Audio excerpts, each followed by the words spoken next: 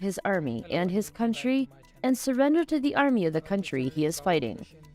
This question can easily be answered when the events of the Russia-Ukraine war are evaluated. Because in the war, which is over a year old, there has been a series of developments that can answer this question. At the heart of these developments is the fact that the Russian people and the soldiers who make up the Russian army do not support Putin's attempt to invade Ukraine. The soldiers that Putin forced into the army are constantly asking themselves the question, why and what am I fighting for? Russian soldiers on the front line cannot answer this question in a way that will keep them on the front line. Because the soldiers know that they are being forced to fight for Putin's personal interests and political career. This is why Russian soldiers surrender to Ukrainian troops at the first opportunity. One of the reasons why Russian soldiers surrender to Ukrainian troops is that the occupying Russian army is committing crimes against humanity against Ukraine. The targeting of civilians, bombing of settlements, and torture are examples of crimes against humanity committed by the Russian army. In addition, the losses suffered by Russia against Ukraine also had a significant impact on the surrender of Russian soldiers to Ukrainian troops. The deaths of approximately 200,000 Russian soldiers, due to Putin's stubbornness in not giving up on the occupation of Ukraine, are pushing the soldiers on the front lines to surrender. The losses suffered by the Russian army in recent days have accelerated the pace of surrender of Russian troops to Ukrainian troops. Observation posts, ammunition depots, assembly areas, military bases, tanks, drones, warplanes, and helicopters belonging to the Russian invaders were destroyed by the successful attacks of the Ukrainian army, while Russian soldiers surrendered to Ukrainian troops.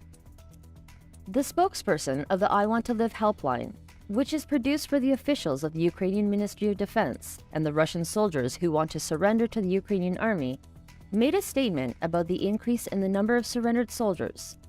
Let's evaluate the new losses of the Russian army, which are effective in the surrender of the soldiers, and the explanations about the increase in the number of surrendered Russian soldiers. In our reports published this week, we analyzed in detail the blowing up of Russian tanks with Javelin missile systems, the downing of the Russian Army's Su-25 fighter jet and Ka-25 helicopter gunships. We also reported that ammunition depots and military bases belonging to the invaders were successfully destroyed by the Ukrainian Air Force. New losses were added to these losses of the Russian Army. 9 personnel units, 3 observation posts, and 6 equipment belonging to the occupiers were destroyed. The Ukrainian army carried out back-to-back attacks on the areas where the Russian invaders are concentrated. Dozens of operations within 24 hours inflicted heavy losses on the Russian occupiers.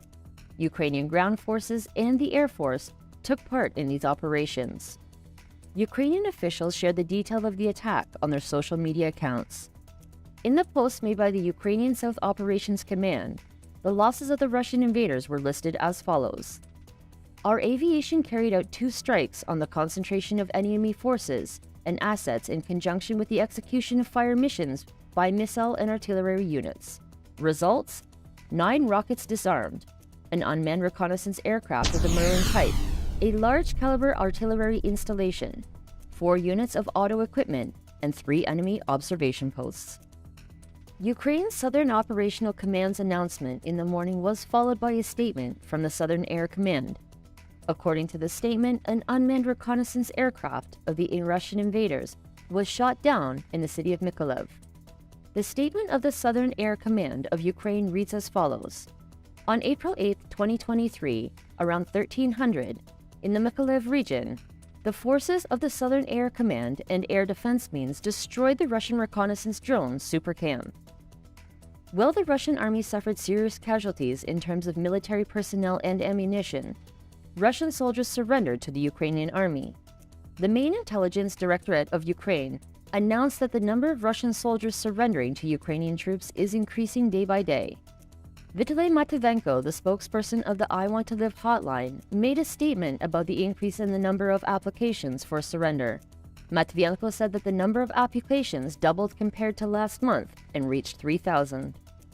As we stated at the beginning of our report, there are many reasons for Russian soldiers to surrender. The most important is undoubtedly the successful offensive of the Ukrainian army, which is getting stronger every day. The Ukrainian army has become a great power thanks to military aid from Western and European countries. Thanks to this aid, many weapons and military vehicles that the Ukrainian army did not have were added to its inventory. Ukrainian soldiers have received special training in the use of these weapons and equipment. The Ukrainian army continues to push the Russian army to the brink, with its trained, courageous soldiers who believe in victory. Another factor contributing to the increase in the number of Russian soldiers surrendering is the Ukrainian army's counteroffensive operation in the spring.